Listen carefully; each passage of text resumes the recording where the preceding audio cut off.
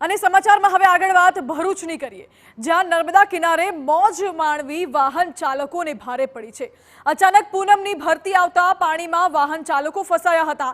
Two wheeler લઈને કેટલાક યુવક યુવતીઓ મોજ માણવા ગયા હતા। સાંજના સમયે પાણીનો પ્રવાહ વધી જતા તમામ લોકો ફસાયા હતા।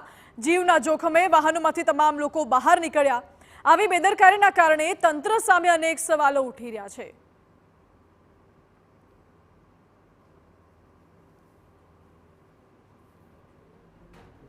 વધુ જાણકારી સાથે જોડાયા છે સંવાદદાતા અંકિત મોદી।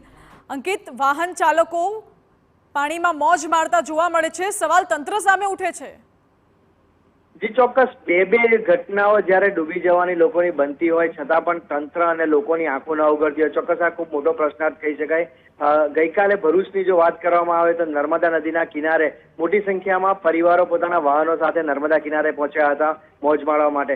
અચાનક પૂનમની ભરતી આવતા પાણી ખૂબ વધારે વેગ સાથે ભરતીનું પાણી વધ્યું હતું। જળસ્તર વધી જતા આ લોકોનું જે કિનારાના જે પટમાં તે લોકો હતા ત્યાંથી બહાર નીકળવું મુશ્કેલ બન્યું।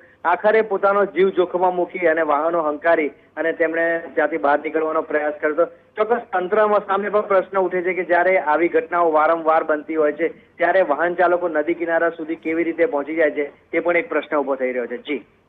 જી અંકિત, આભાર આપનો। એટલે સવાલ અનેક ઉઠી રહ્યા છે કે જ્યારે આ પ્રકારની ઘટના હોય, વાહન ચાલકો નદી કિનારે પહોંચી જાય છે તો તંત્ર શું કરે છે? શું તંત્રને આ બાબતે કોઈ ભાન નથી, કોઈ ખબર નથી કે પછી કેમ?